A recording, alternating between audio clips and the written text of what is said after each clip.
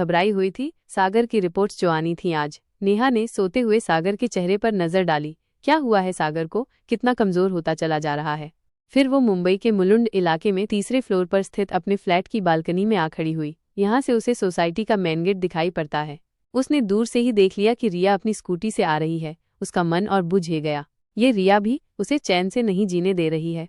सागर के बचपन की इस दोस्त पर उसे बहुत गुस्सा आता है। कभी कुछ कह नहीं पाती। सोचती है कह दिया तो सागर की नज़रों में गिर जाएगी। पर कभी वो सागर और रिया की दोस्ती पर शक करती, कभी जासूसी करती, कभी उनके हाव भाव देखती। सागर को नेहा के माता पिता ने पसंद किया था।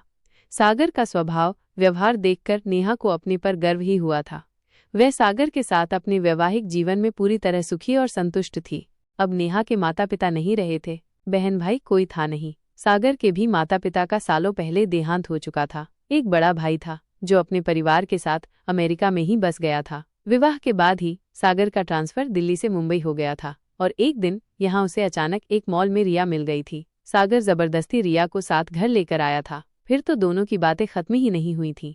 सागर ने उसे बताया था कि दिल्ली में एक ही गली में दोनों के घर थे, दोनों साथ ही पढ़े थे। पढ़ाई के बाद रिया जॉब के लिए मुंबई आ गई थी। बीच में कभी कभार दोनों की फोन पर ही बात हुई थी। रिया अपने माता पिता की एकमात्र संतान थी। उसके माता पिता इस समय दिल्ली में ही रह रहे थे।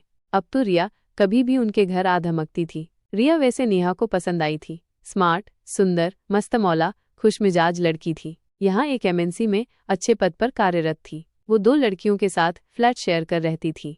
डोरबेल की आवाज से नेहा की तंद्रा भंग हुई। हाथ में खूब सारे पैकेट लेकर रिया अंदर आई। सब पैकेट टेबल पर रखकर सीधे सागर को देखने बेडरूम में गई। कुछ आहट पाकर सागर ने आंखें खोलीं। कैसे हो? रिया ने पूछा। ठीक हूँ, सागर मुस्कुरा दिया।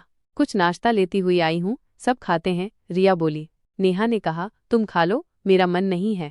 रिया ने नेहा को स्नेहपूर्वक अधिकार के साथ आंखें दिखाईं। चुपचाप खा लो, अभी तुम्हारा राजकुमार भी स्कूल से आने वाला होगा, फिर उसकी सेवा में लग जाओगी। चलो अब शांति से बैठकर कुछ खा लो।